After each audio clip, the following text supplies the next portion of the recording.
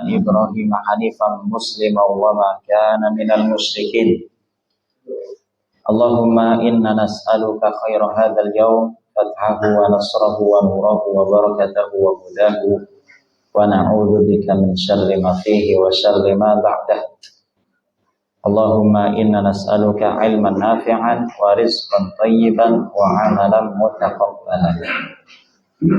Hadirin wal hadirat, Bapak dan Ibu jemaah yang berkahi Allah Subhanahu wa taala, bersyukur kita panjatkan kehadirat Allah taala pada kesempatan yang berbahagia ini. Kembali kita bertemu setelah pertemuan pertama qabla Ramadan, sebelum Ramadan, untuk mengkaji ilmu-ilmu yang ada di dalam agama kita. Mudah-mudahan apa yang menjadi kegiatan rutinitas kita ini Allah Subhanahu wa taala catat sebagai amal ibadah yang diterima, memberatkan timbangan kebaikan kita kelak di yaumul mizan. Allahumma amin ya rabbal alamin. Salawat dan salam kita aturkan kepada junjungan besar kita Nabi Agung Muhammad sallallahu alaihi wasallam. Beliaulah uswah hasanah kita yang kita nanti-nantikan syafaatnya di yaumul qiyamah. Mudah-mudahan setiap kita kelak Allah Subhanahu wa taala izinkan untuk mendapatkan syafaatnya. Amin ya rabbal alamin. Hadirin wal hadirat rahimakumullah. Insyaallah mulai hari ini di pekan yang kedua, ini berarti pertemuan yang kedua dengan saya, guys. Kalau pertemuan pertama membahas tentang tarhib Ramadan, maka pertemuan yang kedua ini kita akan mulai mengkaji tafsir berurutan insyaallah Bapak Ibu. Dan tafsir yang akan kita kaji berurutannya dari awal, surat Al-Fatihah, surat Al-Baqarah, surat Al-Imran dan seterusnya. Mudah-mudahan istiqomah. Dan kalau bisa panjenengan mencatat Bapak Ibu. Kalau bisa, ya. Kalau enggak mencatat ya dengan hafalan. Jadi modelnya kita dan mayoritas muslimin Indonesia kalau ngaji itu seperti Imam Bukhari, nggak bawa catatan. Imam Bukhari kalau ngaji nggak bawa catatan, tapi bedanya kita sama Imam Bukhari, kalau beliau berapapun hadis yang disampaikan oleh gurunya tidak lupa. Kalau kita belum selesai kajiannya saja mungkin sudah lupa yang disampaikan, suruh menyebutkan poin-poinnya mungkin sudah lupa. Maka ini pentingnya mencatat, Bapak Ibu.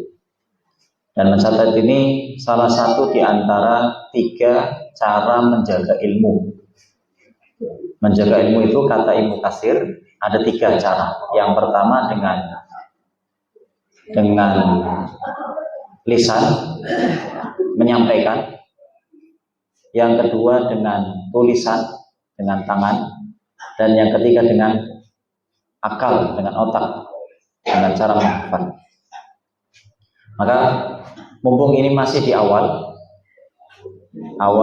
pertemuan mengkaji tafsir, alangkah baiknya dicatat dan mudah-mudahan cara kita ini bertahan, baik di kajian tafsir maupun di kajian-kajian yang lain. Sebab saya pernah ketemu dengan salah seorang jamaah tersebut matur ke saya, cerita, Ustaz, saya alhamdulillah kalau kajian mencatat, dan cara saya ini sudah saya pertahankan sejak tahun 90-an. Tahun 90-an. Berarti 96 lah kurang lebih. Ya, nah kalau panjenengan dari tahun berapa ngajinya dan mencatatnya, ya, bukan cuma ngajinya. Dari tahun 90-an hingga tahun ini, nanti sudah bertahun-tahun. Ya, sudah 30-an tahun. Sudah 30 tahun. Kemudian catatannya dia perlihatkan ke saya, Pak. Kadang saya nyatetnya di buku, kadang saya nyatetnya di HP. Cuman sebagian catatan sudah ada yang hilang. katanya begitu. Terus kadang kalau saya nyatetin HP, saya ulang lagi, catat lagi di buku. Jadi bukan hanya sekali, tapi sampai 2 kali, 3 kali mungkin. Sehingga apa yang diraih dari kajiannya itu bertahan hingga sekian lama.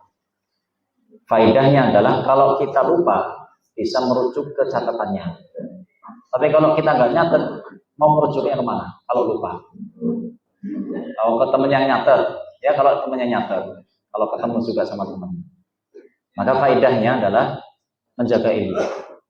Sebab sekuat-kuatnya hafalan seseorang pasti manakala dia lupa, ya nggak bisa merujuk ke ke orang yang bisa diambil ilmunya. Maksudnya nggak bisa langsung ingat-ingatnya gimana caranya. Tapi kalau mencatat insya Allah bisa buka. Nah termasuk saya pribadi Bapak Ibu, saya juga mencatat.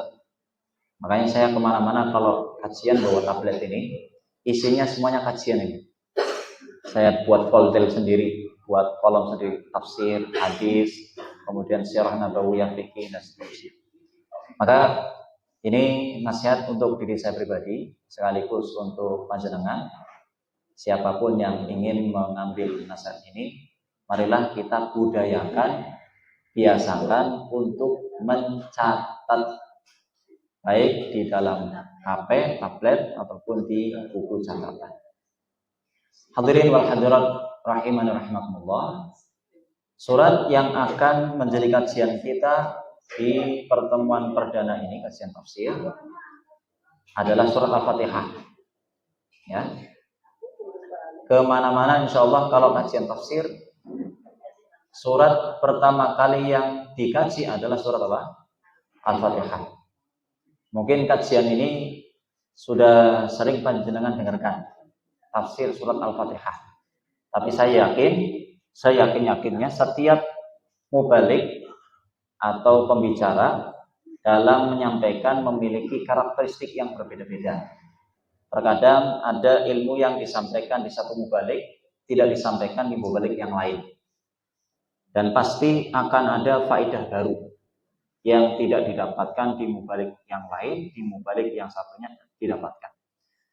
Oleh karena itu, hadirin dan hadirat rahimakumullah, sekali lagi saya sampaikan, karena urut dan surat pertama yang biasa dikaji dalam tafsir adalah surat Al-Fatihah, maka insya Allah kita juga akan memulainya dari surat Al-Fatihah. Cuman hari ini mungkin saya tidak akan membahas ayatnya dulu. Saya beri judul muqaddimahnya dulu. Muqaddimah tafsir surat Al-Fatihah. Baik, hadirin wal hadirat rahimakumullah. Di dalam muqaddimah ini saya membagi beberapa poin pembahasan. Di antaranya nama-nama surat Al-Fatihah. Kemudian surat Al-Fatihah ini bagian dari surat Makkiyah atau Madaniyah. Kemudian keutamaan serta isi kandungan global surat Al-Fatihah. Ini mudah-mudahan terbahas semuanya. Tapi kalau tidak, ya mungkin nanti muqaddimahnya terbagi menjadi 2 sesi. Ya, sesi yang pertama bulan ini, nanti sesi yang kedua bulan depan. Insya Allah mudah-mudahan Allah berikan kesehatan kepada kita semuanya. Santai saja nggih Bapak Ibu ngajinya. Maksudnya jangan terlalu cepat-cepat satu surat, satu pertemuan, enggak begitu. Santai saja. Kalau di situ ada faedah yang banyak, kenapa kita enggak ngambil? Maka manhaj saya dalam mengkaji tafsir ya seperti inilah, santai saja. Tidak ditargetkan satu pertemuan satu surat ya. Kalau mungkin satu ayat bisa dikaji 2 kali pertemuan, ya mungkin kita akan mengaji 2 kali pertemuan. Biar banyak mendapatkan faedahnya. Baik, hadirin wal hadirat rahimakumullah. Terkait dengan nama-nama surat Al-Fatihah. Jadi Al-Fatihah ini salah satu dari sekian banyak nama-nama suratnya begitu. Mungkin yang kita kenal Al-Fatihah ya hanya satu surat ini, surat Al-Fatihah. Bismillahirrahmanirrahim. Alhamdulillah dan seterusnya. Al-Imam As-Suyuti menyebutkan ada 25 nama surat Al-Fatihah. Kalau kita kan namanya cuma satu. Saya Ma'arif. Ya, panjenengan namanya masing-masing satu, Muhammad. Tapi surat bisa jadi 1, 2, 3, bahkan di sini Imam Suyuti menyebutkan berapa tadi? 25 nama. Namun di sini saya ingin menyebutkan 10 saja, sekaligus menyampaikan filosofinya. 10 nama dari surat Al-Fatihah. 1, surat ini dinamakan surat Al-Fatihah, sebagaimana yang kita ketahui bersama. Al-Fatihah dinamakan Al-Fatihah karena secara definisi artinya adalah pembuka. Al-Fatihah berasal dari kata fataha, membuka. Miftah itu bahasa Arabnya kunci, Bu. Kalau kita membuka pintu, membuka HP, ada kode sandinya, ada kuncinya. Kunci itu bahasa Arabnya apa? Miftah, berasal dari kata fataha. Nah, ada Miftahur Rahman, Miftahul Jannah. Kuncinya surga apa Miftahul Jannah? La ilaha illallah. Kalau kita menguasai la ilaha illallah ini, sudah megang kuncinya, Pak. Berarti insya Allah kita akan bisa masuk ke dalam surga. Mudah-mudahan, Allahumma amin ya rabbal alamin. Jadi Al-Fatihah artinya pembuka. Pembuka di sini maksudnya adalah pembuka surat-surat lain yang ada di dalam Al-Quran. Surat Al-Fatihah mengawali surat-surat yang lain. Makanya diletakkan di urutan pertama. Surat pertama. Maka bisa saja Bapak Ibu kalau panjenengan punya cucu ya, atau mau punya anak lagi. Tapi enggak, kalau anak lagi berarti kan sudah punya anak sebelumnya. Mungkin kalau punya cucu yang pertama bisa dinamakan Fatihah misalnya, karena pembuka anak yang pertama. Nah, Fathul juga bisa, Fathur Razid, Fatih bisa juga, atau ya Fatihah juga bagus, Siti Fatihah,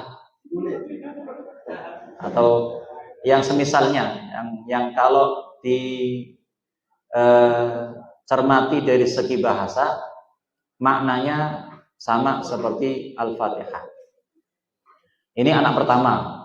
Kalau anak kedua, urutan di surat Al-Quran berarti surat Al-Baqarah, berarti dinamakan surat, dinamanya anaknya Baqarah. Oh enggak Pak ya. Kan anak pertama Fatihah, anak kedua Baqarah. Surat pertama Al-Fatihah, surat kedua Al-Baqarah, berarti kan anak yang kedua dinamakan Baqarah. Ya, ini intermezzo aja. Disebut Al-Fatihah karena membuka surat-surat yang lain. Sekaligus Bapak Ibu membuka bacaan di dalam sholat. Ya, menjadi pembuka bacaan di dalam sholat. Dan ini menjadi syarat sah sholatnya kita. Seseorang tidak akan sah sholatnya jika tidak membaca surat Al-Fatihah. Karenanya Nabi kita Muhammad SAW bersabda, la sholata liman lam yaqra bi fatihatil kitab. Tidak dianggap tidak sah sholatnya seseorang jika tidak membaca Fatihatul Kitab, membaca surat Al-Fatihah. Ini filosofi dari nama Al-Fatihah, nama yang pertama, yang masyhur, yang terkenal. Dan ini juga disebutkan di dalam Al-Quran kita, di dalam mushaf-mushafnya kita. Yang kedua, nama dari surat Al-Fatihah Ummul Quran. Sebagaimana yang disabdakan oleh Nabi Muhammad SAW dalam riwayat Al-Imam At-Tirmidzi dari Abu Hurairah radhiyallahu taala anhu. Alhamdulillahi rabbil alamin Ummul Quran. Alhamdulillahi rabbil alamin Ummul Quran. Maksudnya alhamdulillahi rabbil alamin ya ayat pertama atau ayat yang kedua surat Al-Fatihah adalah Ummul Quran. Ummul Quran ini namanya. Wa Ummul Kitab, ini sekaligus menjadi namanya ketiga. Ummul Quran, Ummul Kitab, Was-Sab'ul Mathani. Yang keempat, As-Sab'ul Mathani. Dan yang kelima, Wal Quranul Azim. Jadi di hadis ini Nabi menyebutkan nama surat Al-Fatihah 4 sekaligus, Bapak Ibu. 1 Ummul Quran, 2 Ummul Kitab, 3 As-Sab'ul Mathani, yang keempat apa? Al-Quranul Azim. Dinamakan Ummul Kitab berarti ummu kan ibu. Al-Kitab maksudnya ya kitab. Mohon maaf, yang pertama Ummul Quran dulu ya. Yang pertama Ummul Quran. Dinamakan Ummul Quran, ummu ibu, Al-Quran ya Al-Quran. Ibunya Al-Quran. Semua isi kandungan di dalam Al-Quran ada pada surat Al-Fatihah. Kalau mau diglobalkan, disimpulkan, isi Al-Quran ada pada surat Al-Fatihah. Karenanya lah surat Al-Fatihah dinamakan Ummul Quran. Kemudian Ummul Kitab. Kalau kitab ini lebih global, Bapak Ibu. Kalau Al-Quran ya hanya Al-Quran, kitab Al-Quran yang diturunkan kepada Nabi Muhammad Sallallahu Alaihi Wasallam. Kalau Ummul Kitab ini lebih global lagi. Semua kitab yang pernah Allah Subhanahu Wa Taala turunkan kepada nabi-nabi sebelum Nabi Muhammad Sallallahu Alaihi Wasallam, isinya ada pada surat Al-Fatihah secara global. Nanti kita akan sebutkan, yang mudah-mudahan waktunya cukup. Kalau nggak cukup ya berarti nanti di pertemuan selanjutnya. Semua isi Al-Quran ada pada surat Al-Fatihah, termasuk surat-surat, termasuk kitab-kitab sebelumnya. Jika diglobalkan, ada sekitar 5 secara global isi kandungan surat Al-Fatihah, dan itu sekaligus isi global dari Al-Quran. Ya, jadi Ummul Quran, Ummul Kitab, terus As-Sab'ul Mathani. Maksudnya adalah 7 yang berulang-ulang. As-Sab' artinya 7, Al-Mathani berulang. 7 ayat yang berulang-ulang dibacanya. Berarti setiap hari kita minimal baca berapa kali, Bapak Ibu? 17 kali. Ya, karena 5 waktu ada 17 rakaat. Setiap rakaatnya kita membaca surat Al-Fatihah yang wajib. Kalau ditambah yang sunnah ya berarti lebih banyak dari 17 kali. Itu kan berulang-ulang. Dan uniknya Bapak Ibu, kita nggak pernah bosan. Ya, kita nggak pernah bosan. Di luar sholat pun kita juga baca surat Al-Fatihah. Ketika akan baca Al-Quran, ketika akan baca doa, bahkan mengakhiri doa pun juga dengan surat Al-Fatihah. Padahal Al-Fatihah ini kan pembuka. Tapi sebagian kita mengakhiri doa dengan membaca surat Al-Fatihah. Ini saking senangnya membaca surat Al-Fatihah. Betul Pak, begitu. Saking senangnya membaca surat Al-Fatihah, yang asli maknanya adalah pembuka, di akhir baca doa pun surat Al-Fatihah dibaca. Jadi berkali-kali dan kita nggak bosan. Makanya Nabi SAW menyebutkannya As-Sab'ul Mathani, 7 ayat yang berulang-ulang. Kemudian yang ke berapa berarti? Yang kelima namanya. Yang kelima berarti ya, yang pertama Al-Fatihah, yang kedua Ummul Quran, yang ketiga Ummul Kitab, yang keempat As-Sab'ul Mathani, yang kelima Al-Quranul Azim, Al-Quran yang agung. Ini sama yang dimaksud, yaitu surat Al-Fatihah. Kemudian yang keenam, nama dari surat Al-Fatihah, Alhamdu. Jadi sah-sah saja Bapak Ibu kita menyebut surat Al-Fatihah dengan surat Alhamdu. Diambil dari ayat yang berbunyi Alhamdulillahi Rabbil Alamin. Bagian awalnya diambil sebagai nama. Ya kayak panjenengan menamai surat Al-A'la. Surat apa Bu? Sabbihis. Yang kelima Al-Qur'anul Azim. Al-Qur'anul Azim. Kemudian menamai surat Al-Ikhlas Qulhu. Betul ya? Nah, surat Al-Asr wal Asri. Bahkan kadang kita nggak tahu nama suratnya, sehingga menamai surat tersebut dengan awal ayatnya. Ya. Surat Alhamdu, surat Alam Nasrah, surat Sabbihis, surat terkadang antara surat Al-A'la dengan Al-Alaq beda pemahaman, sehingga biar lebih memudahkan ya surat Sabbihis sama surat apa? Surat Iqra begitu. Dan ini nggak menyalahi Bapak Ibu. Nanti kita akan membahas juga insya Allah ya kalau ada waktu, dan ini istiqomah sampai juz 30. Ini kan kita bahasnya dari juz pertama yang surah Al-Fatihah.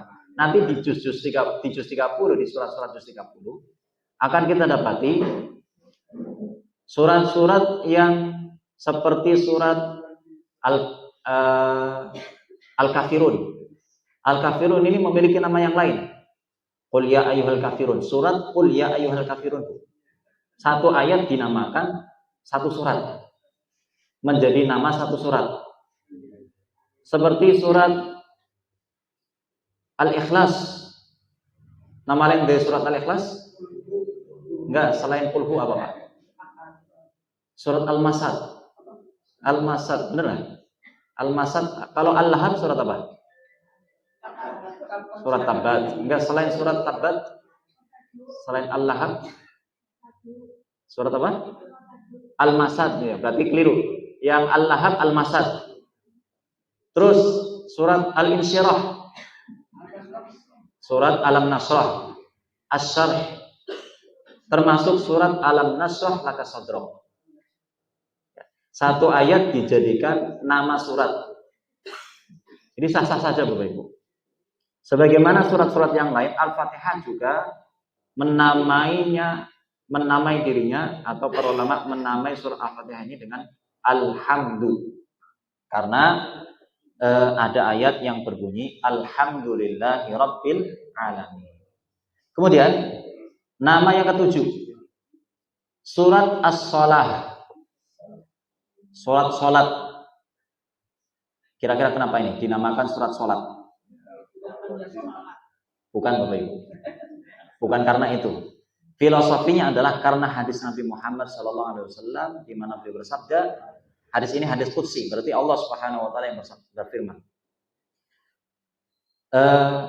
Qala Allah Ta'ala, qasamtus salata baini wa baina 'abdi. Kata Allah dalam hadis qudsi ini, aku membagi salat menjadi dua, antara aku dan antara hambaku. Baini wa baina 'abdi nisfain. Wa li 'abdi ma sa'ala, dan untuk hambaku apa yang ia minta. Fa idza qala al-'abdu, apabila seorang hamba membaca alhamdulillahi rabbil alamin, qala Allah Ta'ala, Allah berfirman, hamidani 'abdi, hambaku telah memujiku. Wa idza qala ar-rahmanir rahim, apabila hamba membaca ar-rahmanir rahim, Allah berfirman, athna alayya 'abdi, hambaku menyanjungku. Wa idza qala maliki yaumiddin, apabila seorang hamba membaca maliki yaumiddin, majjadani 'abdi, hambaku mengagungkanku. Wa qala marratan fawwadha ilayya 'abdi, fa idza qala iyyaka na'budu wa iyyaka nasta'in, apabila seorang hamba membaca iyyaka na'budu wa iyyaka nasta'in, qala hadza baini wa baina 'abdi wa li 'abdi ma sa'ala. Allah berfirman, ini antara aku dan hambaku, dan untuk hambaku apa yang diminta.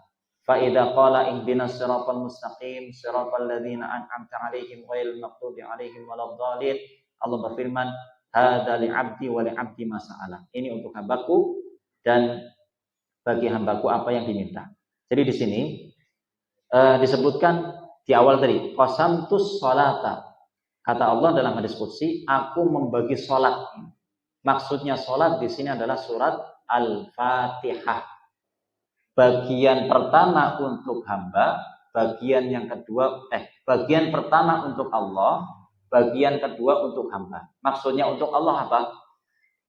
Bagian yang untuk Allah itu semuanya isinya puji-pujian Bapak Ibu. Kalau panjenengan perhatikan, dari bismillah bahkan, atau dari alhamdulillah, semuanya isinya puji-pujian. Bismillahirrahmanirrahim dengan menyebut nama Allah yang Maha Pengasih lagi Maha Penyayang. Alhamdulillahirabbil alamin. Segala puji bagi Allah, Rabb semesta alam. Ar-Rahmanir-Rahim, ulangi lagi. Yang Maha Pengasih lagi Maha Penyayang. Malik Yaumiddin, yang menguasai, yang merajai, yang memiliki hari pembalasan. Ya, berarti berapa ayat? 4 ya. 4 ini miliknya Allah, bagiannya Allah. Puji-pujiannya semuanya dipersembahkan untuk Allah. Selanjutnya, iyyaka na'budu wa iyyaka nasta'in. Ini ikrarnya seorang hamba. Ya. Ini sebetulnya masuknya untuk Allah juga sih. Tapi ini yang mengucapkan adalah hamba dan yang dimaksudkan untuk hamba. Iyyaka na'budu wa iyyaka nasta'in. Hanya kepadamu kami menyembah dan hanya kepadamu kami memohon pertolongan. Selanjutnya, ihdinas shiratal mustaqim. Tunjukkanlah kepada kami jalan yang lurus. Shiratal ladzina an'amta 'alaihim ghairil maghdubi 'alaihim waladdallin. Jalannya orang-orang yang Engkau berikan kepada mereka nikmat, bukan orang-orang yang dimurkai dan disesatkan. Jadi dari alhamdulillah atau dari bismillah sampai Malik Yaumiddin ini bagiannya Allah. Kemudian dari iyyaka na'budu wa iyyaka nasta'in sampai waladdallin ini bagiannya hamba, kita yang membaca. Di sini disebutkan qasamtus shalah, aku membagi salat. Dari nama inilah muncul nama yang ke-7 surat Al-Fatihah, yaitu surat shalah atau surat as-shalah. Jadi paham ya Bapak Ibu, bukan karena surat Al-Fatihah ini bagian dari syarat sahnya sholat, tapi berdasarkan hadis ini, berdasarkan hadis Nabi Muhammad SAW. Kemudian yang ke-8, surat Al-Fatihah memiliki nama surat Ruqyah. Ini ada cerita menarik Bapak Ibu. Izinkan saya bercerita sebentar. Biasanya orang-orang itu suka cerita. Nah ini saya ceritain. Kenapa dinamakan surat Ruqyah? Filosofinya begini. Ada sebagian sahabat Nabi Muhammad SAW yang melakukan safar, perjalanan. Dan safarnya mereka zaman dahulu kan tidak seperti safarnya kita Bapak Ibu. Safarnya mereka berhari-hari sampai bermalam. Kalau singgah di sebuah lembah mereka buat tenda. Kalau singgah di sebuah perkampungan yang mereka nyapa masyarakat kampung tersebut. Sahabat-sahabat Nabi Muhammad SAW ini ketika safar singgah di sebuah perkampungan dan mereka ingin tinggal sebentar di situ, istirahat di situ. Hanya saja masyarakat kampung tersebut menolak. Jadi nggak sembarang orang bisa singgah di situ. Kemudian ternyata salah satu kepala RT-nya mungkin, pemimpinnya mereka, disengat hewan berbisa, disengat hewan yang berbahaya. Lalu masyarakat tersebut sudah mengupayakan berbagai macam cara untuk menyembuhkan kepala RT tersebut, pemimpinnya itu. Cuman tidak ada yang berhasil. Nggak ada yang berhasil pokoknya. Sampai kemudian masyarakat kampung tersebut teringat. Atau kita coba tanya ke mereka yang kemarin kita tolak ya. Kan sudah pergi tuh. Para sahabat Nabi Muhammad SAW sudah mulai lanjut perjalanannya lagi Bapak Ibu. Karena sudah ditolak, kemudian pergi. Kemudian akhirnya masyarakat kampung tersebut nyamperin sahabat-sahabat Nabi Muhammad SAW, kemudian berkata, Ya ayyuhar rahtu, wahai sekalian rombongan, inna sayyidana ludigha, sesungguhnya pemimpin kami terkena racun. Wa sa'aina lahu bikulli syai'in, dan kami sudah mengupayakan, sudah mencoba mengobati dengan berbagai macam cara, la yanfa'uhu, tapi tidak kunjung berhasil, enggak sembuh-sembuh. Fahal inda ahadin minkum min syai', apakah ada salah seorang di antara kalian memiliki sesuatu bisa mengobati pemimpin kami ini? Kemudian kata sebagian sahabat Nabi, na'am, ya. Wallahi inni la arqi, demi Allah saya akan coba meruqyah. Saya akan coba meruqyah. Walakin, akan tetapi, wallahi laqadis tadafnakum falam tudayyifuna. Akan tetapi, kalian kan kemarin sudah menolak kami bertamu di kampung. Ya. Fama ana biraqin lakum hatta taj'alu lana ju'lan. Kami tidak akan mengobati pemimpin kalian kecuali mau memberikan kepada kami upah sebagai balasannya. Ya.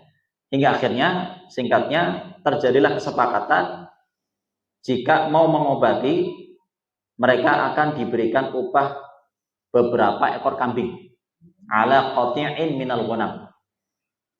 Kemudian mulailah sebagian sahabat Nabi Muhammad SAW datang menemui pemimpin kampung tersebut, lalu langsung membacakan surat Al-Fatihah, Bapak Ibu, kepada pemimpin tersebut yang tersengat hewan berbisa.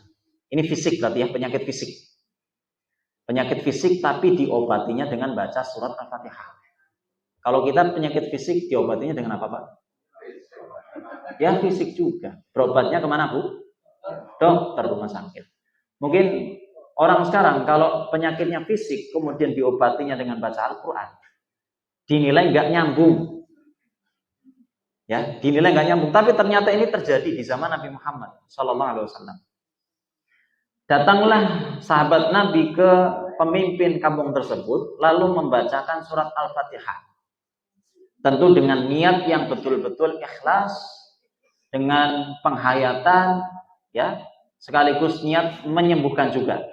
Setelah selesai dibacakan surat Al-Fatihah, Bapak Ibu, di situ disebutkan juga ini meludahi, Pak. Jadi kayak betul-betul meruqyah gitulah. Setelah selesai proses ruqyahnya, disebutkan di sini, faka'annama nusyita min iqalin fantalaqa yamshi wa ma bihi qalabah. Tiba-tiba pemimpin kampung tersebut yang awalnya sakit berubah menjadi sehat total, seakan-akan tidak pernah sakit lagi. Nggak ada rasa sakit-sakitnya. Disebutkan di sini seperti orang yang awalnya terikat, kemudian ikatannya itu lepas. Jadi ikatannya kan kuat, kencang, kemudian dilepas jadi lega luar biasa, Bu, ya. Ini diibaratkan seperti itu. Nah, ini kejadian ini dilaporkan kepada Nabi Muhammad SAW. Kan mereka sudah dapat upah tuh. Tadi upahnya apa, Pak? Upahnya kambing, Bu, ya. Setelah selesai proses ruqyahnya ini, kemudian mereka mendapatkan upah beberapa ekor kambing. Dilaporkanlah kepada Nabi Muhammad SAW. Sebab mereka khawatir, Bapak Ibu. Para sahabat ini khawatir. Ini statusnya apa ini, upahnya ini? Halal apa haram? Maka ingin bertanya dulu pada Nabi Muhammad SAW. Setelah bertemu dengan Nabi Muhammad SAW, menceritakan semua kejadiannya dari awal hingga akhir, Nabi SAW berkata begini, wa ma yudrika annaha ruqyah, dari mana kamu tahu bahwa surat Al-Fatihah itu adalah surat ruqyah? Nah, ini nih, dari nama inilah muncul nama lain dari surat Al-Fatihah, yaitu surat ruqyah. Makanya di sini disebutkan bagian dari nama-nama surat Al-Fatihah adalah surat ruqyah. Kemudian Nabi Muhammad SAW mengatakan, qad asabtum, kalian sudah benar. Nggak usah khawatir, ini upahnya halal. Bahasanya begitu. Aksimu, bagi ke teman-teman yang lain yang kala itu ikut rombongan. Kemudian sebagai penekanan kepada para sahabat meyakinkan bahwa upahnya ini halal, Nabi SAW mengatakan, "Wadribu li ma'akum sahman." Jangan lupa bagian untukku. Jadi Nabi SAW meskipun nggak ikut rombongan, tapi untuk meyakinkan bahwa upahnya ini halal, mengatakan kepada mereka, ya, bagi untukku juga. Ya, fadhahika Rasulullah SAW. Kemudian akhirnya Nabi SAW tertawa. Ini sebagai penekanan saja bahwa upahnya halal. Hanya saja yang menjadi poin bahasan kita di sini adalah apa, Bapak Ibu? Nama ruqyahnya tadi. Surat Al-Fatihah memiliki nama lain yaitu surat ruqyah. Maka ini menjadi pelajaran juga bagi kita. Kalau kita sakit, ya, panjenengan sakit, pusing, sakit, apalagi Bapak Ibu? Ya, pusingnya karena utang, karena ngurusi anak, ngurusi itu, diruqyah, pegang kepalanya, bacakan surat Al-Fatihah. Ya, nggak apa-apa. Tapi ya tetap diupayakan pengobatan yang lain. Jangan sampai kita berpangku tangan hanya kepada surat Al-Fatihah saja.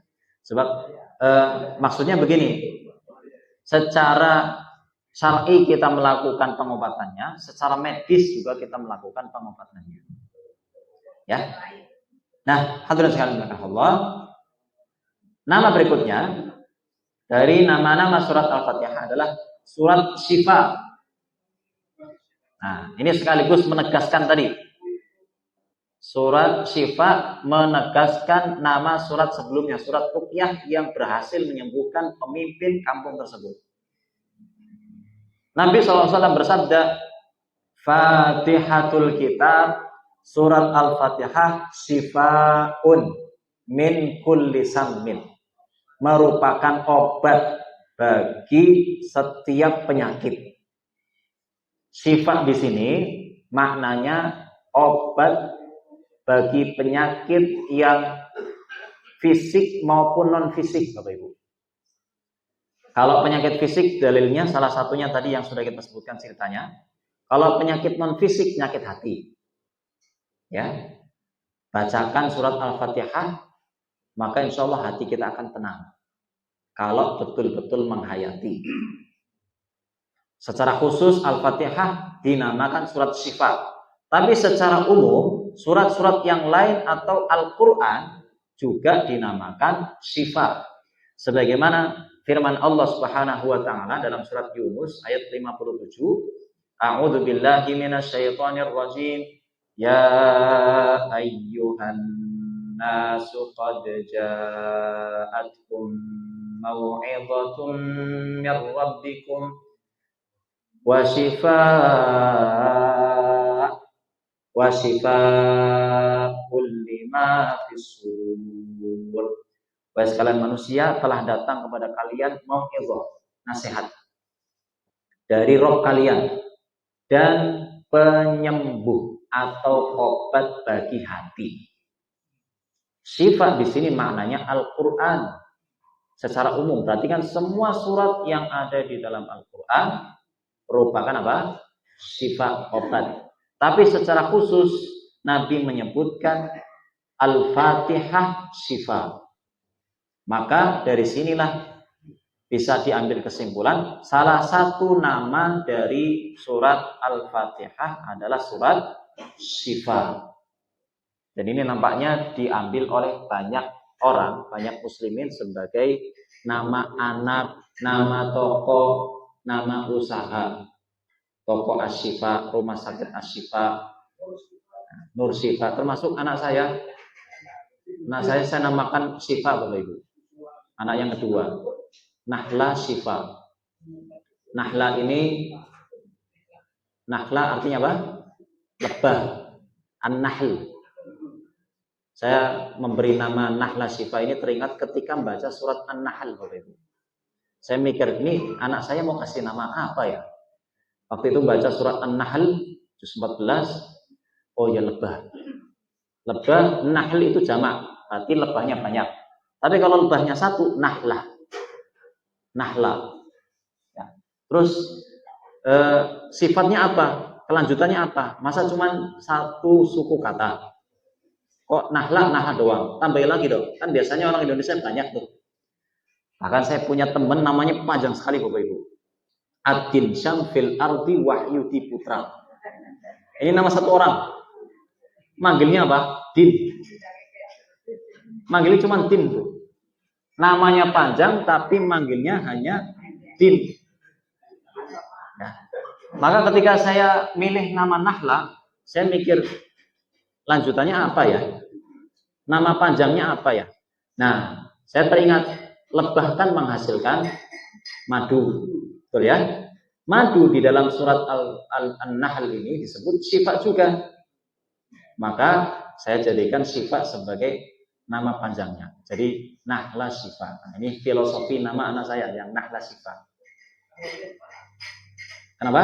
Nihlah bisa bermakna mahar. Mahar. Nihlah bisa bermakna mahar. Jadi beda harokat, beda makna juga. Beda arti. Ya. Ini filosofi nama ya. Kira-kira panjenengan tahu filosofi nama panjenengan, Bu? Filosofi nama panjenengan, Pak? Saya ini Ma'arif Sya'bani.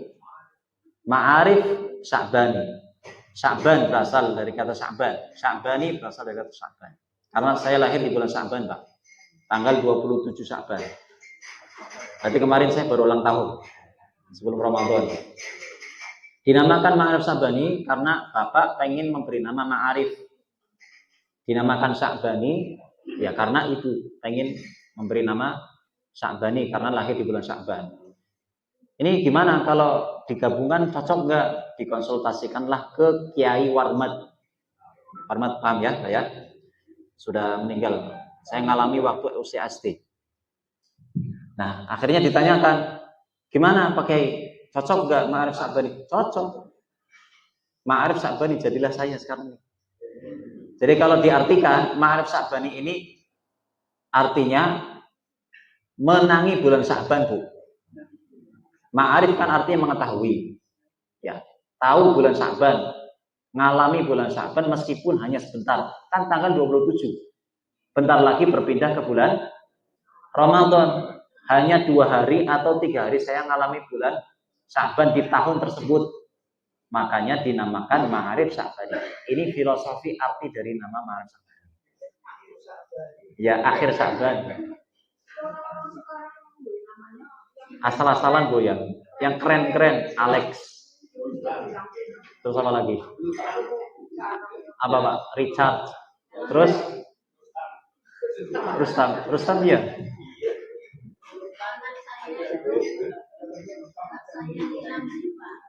Nilam apa ya? Pohon nilam.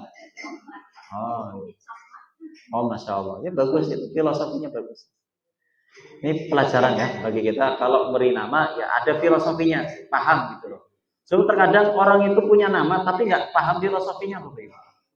Coba filosofi nama Nabi kita, Muhammad apa? Muhammad. Nabi terakhir? Enggak. Muhammad itu orang yang terpuji. Orang yang terpuji. Jadi dulu Bapak Ibu, ini ceritanya sedikit ya. Nabi Muhammad SAW ketika lahir, yang memberi nama Muhammad itu bukan orang tuanya, bukan ayahnya, karena ayahnya sudah meninggal. Juga bukan ibunya Aminah. Tapi yang mengusulkan namanya adalah kakeknya Abdul Muttalib.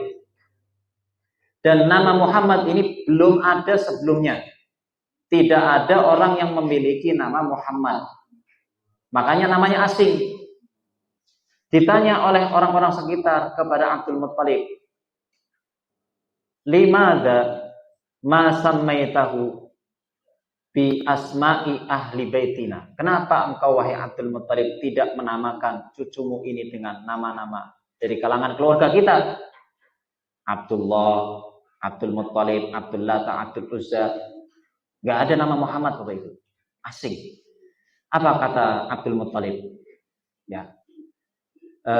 Uridu an yahmada man fis sama wa yahmada man fil ardi. Aku pengen cucuku ini, kenapa aku namai Muhammad? Agar menjadi orang terpuji. Yang memuji bukan hanya orang-orang yang ada di bumi, tapi juga orang-orang yang ada di langit. Asik, luar biasa. Makanya orang-orang setelahnya, termasuk kita panjenengan semuanya memberi nama anak-anaknya dengan apa? Muhammad. Tapi nggak tahu filosofinya. Filosofinya karena nama nabinya Muhammad. Betul ya Pak ya? Orang Mesir Bapak Ibu, ini karena saya pernah di Mesir jadi tahu sebagian tabiatnya mereka.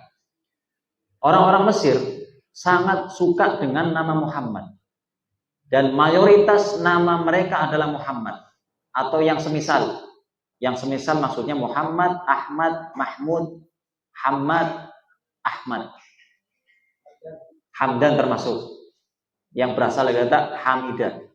Bahkan ada di antara mereka yang nama kakeknya Muhammad, nama ayahnya Muhammad, nama anaknya Muhammad. Jadi kalau saya punya ayah, punya kakek, namanya sama-sama Muhammad, berarti Muhammad bin Muhammad bin Muhammad. Begitu. Kalau nggak Muhammad, kalau nggak Ahmad, kalau nggak Mahmud, ada lagi Abdullah atau Abdurrahman, Abdurrahim. Makanya ada teman saya namanya Abdullah, punya adik namanya Abdurrahman, punya adik lagi namanya Abdurrahim. Disingkat jadi Bismillahirrahmanirrahim. Tiga-tiganya laki-laki dinamakan Abdul semuanya. Abdullah, Abdurrahman, Abdurrahim. Ya, kan Abdullah Bismillah. Bismillahirrahman, Abdurrahman. Bismillahirrahmanirrahim, Abdurrahim.